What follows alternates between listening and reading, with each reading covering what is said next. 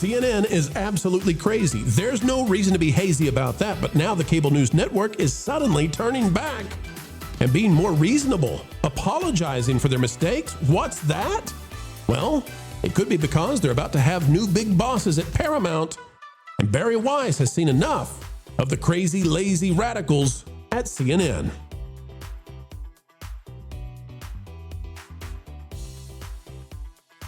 Hello, folks, and welcome back to the channel where journalists begin every single day by finding out what headlines are coming their way. As we get started, click the like button, drop a comment down below, and subscribe if you would like this on your timeline, explaining entertainment, keeping you ahead of the culture curve. What could go wrong?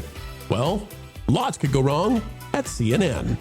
All right, folks, out of Como News, K-O-M-O News, by Charlotte Hazard, which might be the greatest journalistic name in the history of journalistic pseudonyms. Well, maybe it's a real one, though. The National News Desk is covering this, and Como News has it. It says CNN gets backlash on social media post about, well, something explosive that was attempted to be thrown in NYC. Here's what it says. CNN is facing backlash for a now deletified post on X when discussing the individuals who threw what they wished would go boom during a protest in New York City over the weekend. The tweet, which is now deleted, reads, 2 Pennsylvania teenagers crossed into New York City Saturday morning for what could have been a normal day, enjoying the city during abnormally warm weather.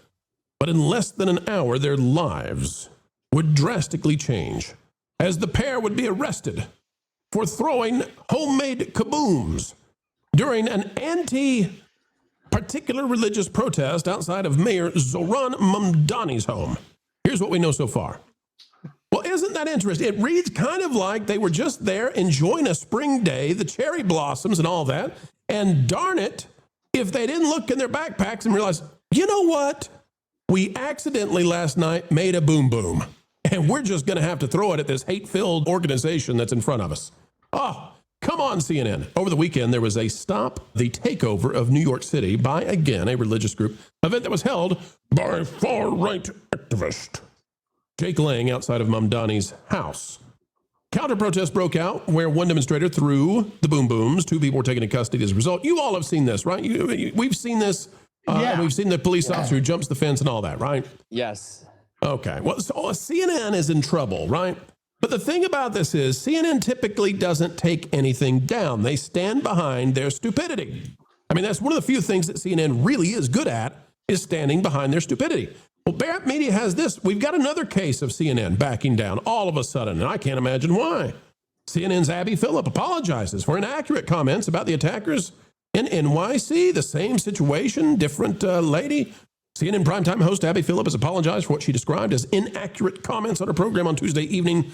During CNN Newsnight, Phillip said that an incident in front of Gracie Mansion, that's where Mamdani lives now, was an attempted terror attack against the mayor.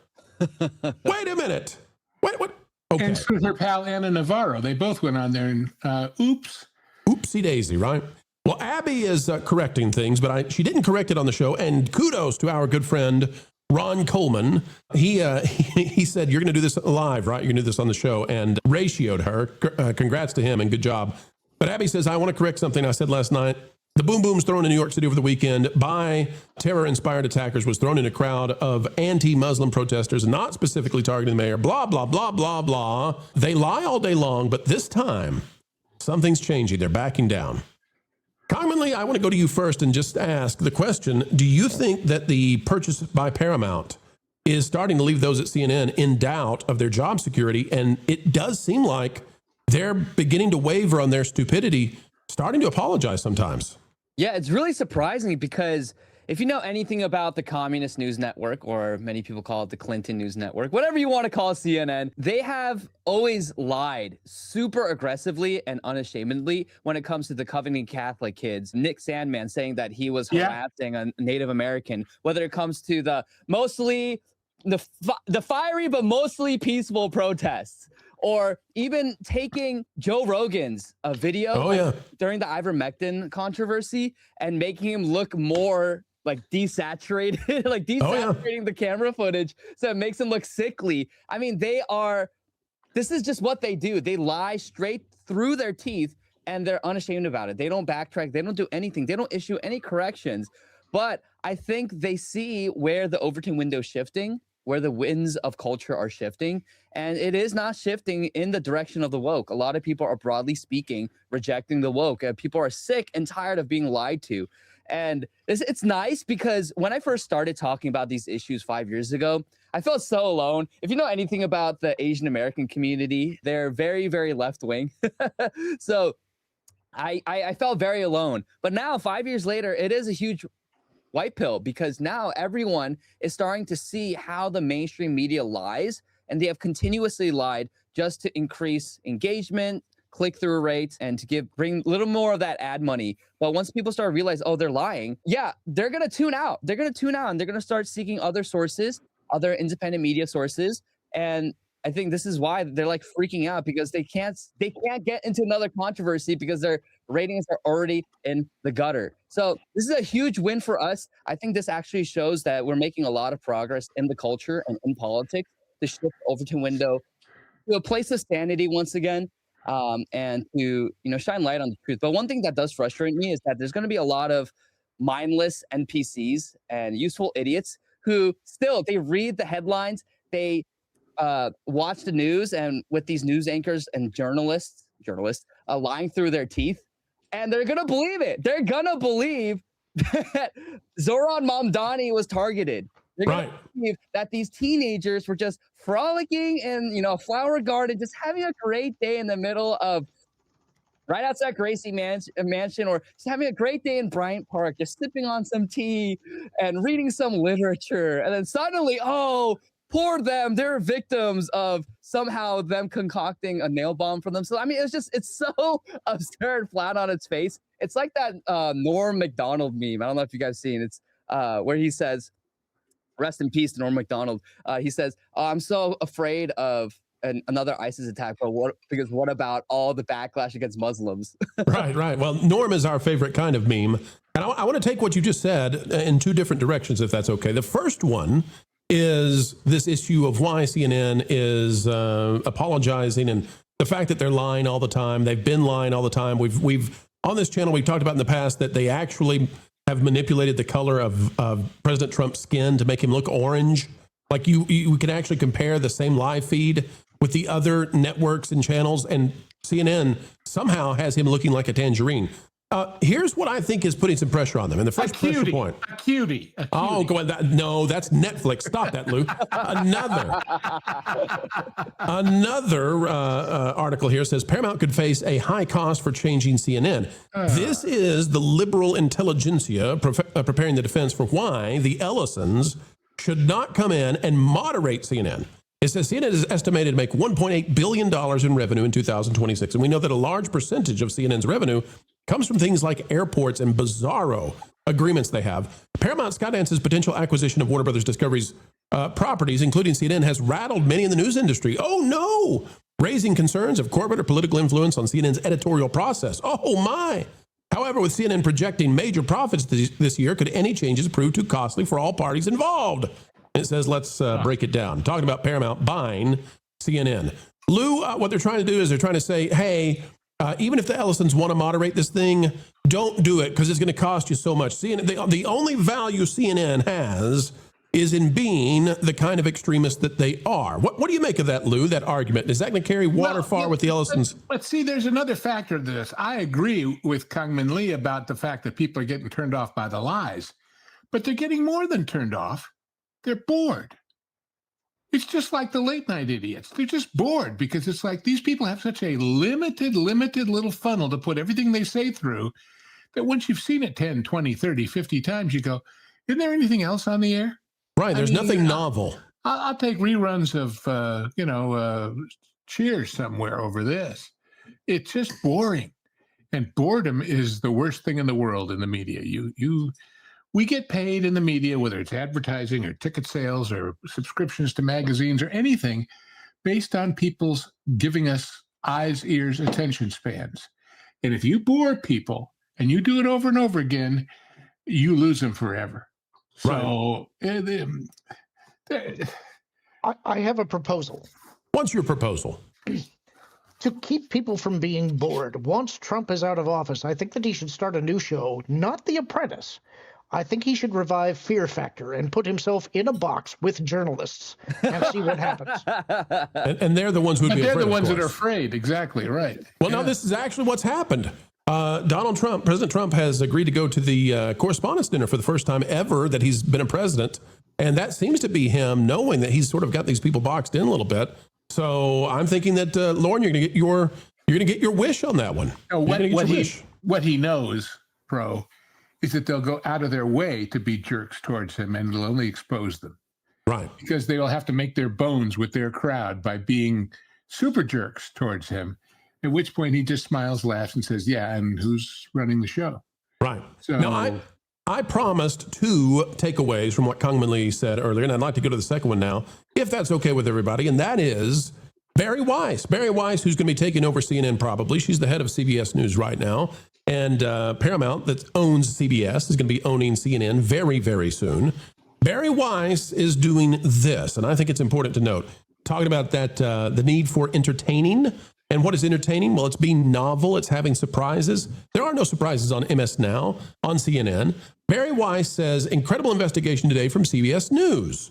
Our reporters visited ground zero for hospice fraud. Los Angeles, California, one building had 89 registered hospices. And I don't know if you all know, but it turns out not a single one of those hospices could be found inside. They were all vacant office spaces. And this is the Nick Shirley effect that's happening, Kongman Lee.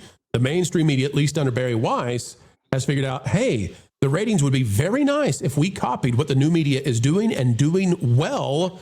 And this could be coming to CNN also. What do you think about this? With all due respect to Mr. Shirley, who's great, the whole difference with this is it's CBS. Right. That gives it a gravitas, even for people who hate CBS and hate Bari Weiss, that is chilling to their souls. You know, I mean, it just, anybody who watches this and says, God, that's a hell of a story, and CBS did that, maybe I'll watch them some more and see if they come up with some more stuff. That's a good point. The people who do not pay attention to a lot of the YouTube things that are happening. Kongman Lee, what do you think about conservative and centrist new media having a real effect now and sort of migrating what has been the norm across legacy media into something that's less boring? Yeah, I think this is actually a huge positive development, because the reality is, in order to shift the culture and make lasting impact, you need to build institutions that have credibility. And the thing is, no matter what people want to say, CBS, CNN, Fox News, all these like mainstream media outlets, they have institutional power and cultural sway because they are so big and they have been in the game for so many years. And so the fact that they are modeling the new media, they are modeling what smaller content creators, YouTubers are doing, is actually a huge plus, because now our narratives and the things that we are trying to achieve as patriots and people who love this country is, you know, we have now institutional backing, and increasingly so, we have institutional backing. So I do find this to be a positive development, and this is great. I do have my own reservations and concerns about Bari Weiss as a lesbian classical liberal. Well, that's the crazy thing about this, Congressman. So, okay, so let's go with that. So this is not a woman who would be considered conservative by anybody, at least not socially. Yet she, again, as you said, a lesbian woman who has all kinds of positions that are different from the Republican Party. She is too conservative for the news media. They've been freaking out. They think Frankenstein is at their door. I think that's so insane. And that's how insane things have gotten in this country, where even for me, I don't know if you guys know Andy No. He's a great reporter. Yeah, sure. Reporting on Antifa and all their antics. And he's a friend of mine. And as a Christian conservative, I outwardly and openly speak about my rejection of the LGBTQ, because I think it's destructive for families and for communities. But he still cares about the truth. And that's like one thing that is so distinguished, that distinguishes the left and the right today, where the left, they will lie, they will cheat, they will steal, and they hate America. They hate everything about America. They hate hate Western values, its Christian foundations. And then the right, even if they're not Christian, even if they're not like this right-wing extremist, they still love America, and they still want to pursue the fullness of the truth. And I think that's really what distinguishes left and right today. Of course, there's a lot of different issues as well, but I find that to be very interesting where I'm cheering on this gay reporter because he's reporting on the truth of chaos and anarchy on the streets. So, and he's putting his butt on the line. He's a brave man. These other guys on the other side only go if somebody pays them. Yeah, 100%. Right. I'd like to talk about the philosophy behind that, the substrate of what you're saying. I don't want to leave that hanging. To me, and I've talked about this before, there are two sides essentially, and largely, and we've got all these subcategories underneath them.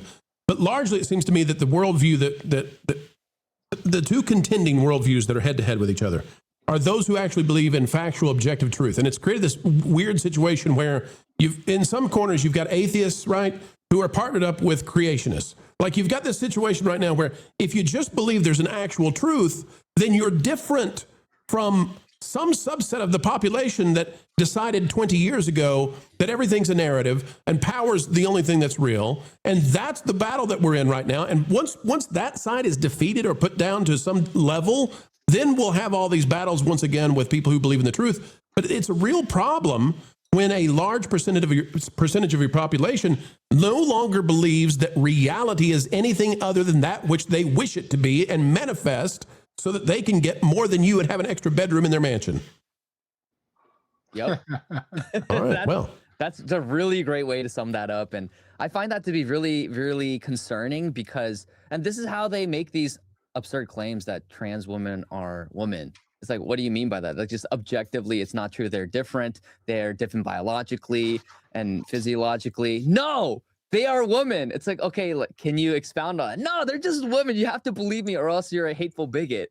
And this moral subjectivity and this refusal to adhere to reality and live in reality, it's causing a lot of issues in our country. What about this guy testifying before Congress on behalf of the Democrats, who, when they asked him, do you think coming across the border illegally is a crime? Well, I'm not sure. Right. Then they followed it up. They said, if somebody came into your house uninvited, would it be criminal? Oh, yeah, sure. Oh, yeah. And you've got all the celebrities who say, we're on stolen land and there should be no barriers, there should be no walls. And meanwhile, they tweet that from behind their wall in their California king-size bed that's sitting in an island in their swimming pool in their stolen land mansion. It's crazy. I'll say this, too, as we get ready to wrap this one up and move right along. One of the things that we're paying very close attention to is you can't take this and you can't transmit it to any other part of your life, right? It only exists in the world Politico. Like if your plumber comes and says, I've been thinking, and my truth is we're not going to use pipes anymore. Like that's not how we're going to carry the water. Like it just doesn't work. You don't sit there and say, well, darn it, it's his truth or her truth. I mean, she's a plumber, and we did look up the one lady plumber in town. So she says no pipes. No, you'd fire the person immediately. So my truth only works when it's something that gives you some sort of narrative power. Lauren, would you like to wrap all of this up for us? Could you package this and put a bow on it, and a truthful bow, please? Well, I guess it depends on whether you buy into my truth. I think at root, what we have here is a kind of mental delusion where we have gotten so into the idea of deconstruction that that's why they don't think that reality exists anymore. The idea that everything is some type of a construct that is built within your mind. It's an appealing notion. The idea that you can influence your reality by declaring something is true within your worldview. And when multiple people start subscribing to that kind of narrative, the reason that you get into trouble is because everybody has a different version of what their reality is. But if they gain the ability collectively to then say, well, if you don't agree with my truth, then you're disrespecting me and causing me harm, so I'm going to impose some type of restriction upon you. Conflict is the natural outcome. And that's when reality actually does reassert itself. So it's fine to have a fantasy until you actually hit the wall. And I think that's about where this delusion is at. Well, folks, we've come to the end of another video of pure excellence and fun.